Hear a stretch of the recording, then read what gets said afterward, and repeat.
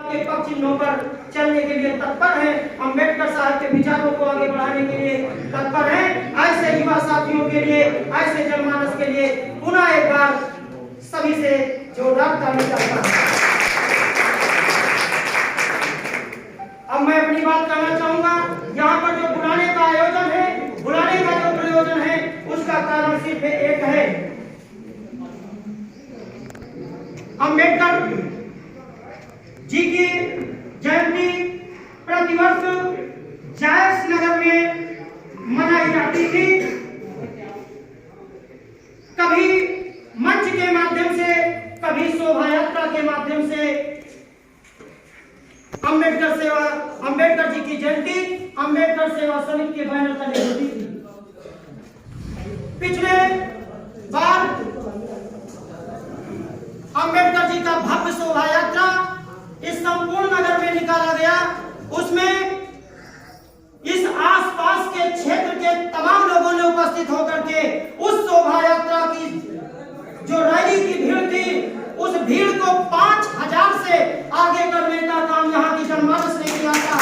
मैं सभी को बीते हुए समय को दोहरा रहा हूँ कि पिछले बार 5000 से कम की भीड़ नहीं थी। लोग उस भीड़ को देख करके बाद में तारीफ पर तारीफ करते रहे।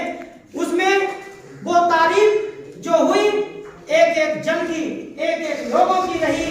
तो मैं फिर से अम्बेडकर साहब की 132वीं जयंती मनाने के लिए जो 14 अप्रैल 2023 को होगी, उसमें सभी से ये समिति अनुरोध करेगी कि जो भीड़ पिछले बार आप लोगों ने शोभा यात्रा में करके दिखाया, उससे अधिक करने का काम आप सब करेंगे।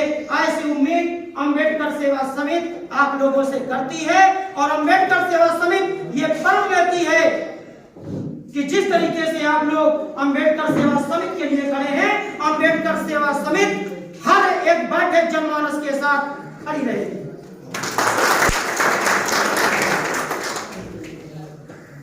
हमारे बीच में तमाम वक्ता हैं, तमाम लोगों को माला पहनाया जा सकता था।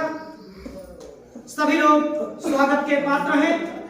किसी को माला पहनाने के लिए नहीं बुलाया गया या किसी को नहीं पहनाया गया, लेकिन ये समझ लीजिए सभी को हृदय की अनंत गहराइयों से ये अम्बेडकर सेवा समिति माला पहना करके आप लोगों का स्वागत इस घड़ी में।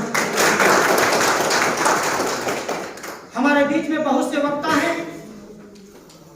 अम्बेडकर साहब की शोभा यात्रा कैसे निकाली जाए, हम लोग अपने मिशन को कैसे कामयाब करें, उस पे चाहेंगे कि आप लोगों के बहुत ही कम समय में अपने विचार रखने का काम करेंगे। अपने विचारों से हम लोगों को मार्गदर्शित करने का काम करेंगे। कुछ ही लोगों के विचार हो पाएंगे, हो सकता है कुछ लोगों के ना हो पाए। जिनके विचार नहीं हो पाएंगे उनके विचारों को आगे मौका दिया जाएगा।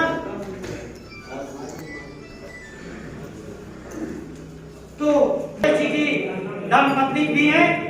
आप इस समिति में शामिल हैं। ये समिति हमेशा आपको याद करेगी कि अगर महिलाओं की श्रेणी में किसी ने सबसे पहले कदम रखने का काम किया तो राजेश भाई की धर्मपत्नी जी उपस्थित थी। आपका नाम आप उपस्थित हो जाए।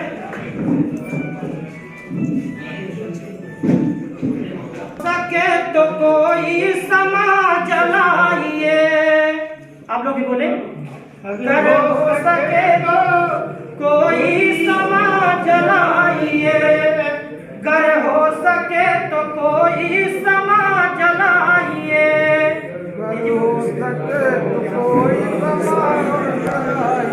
इस दौर नफरतों का अंधेरा मिटाइए, इस दौर नफरतों का अंधेरा मिटाइए, अगर हो सके तो कोई समाज लाइए, अगर हो सके तो कोई समाज लाइए, इस दौर नफरतों का अंधेरा मिटाइए, इस दौर नफरतों का अंधेरा मिटाइए, बस कीजिए आकाश में नारे उछालना, बस कीजिए आकाश में नारे उछालना, बस कीजिए आकाश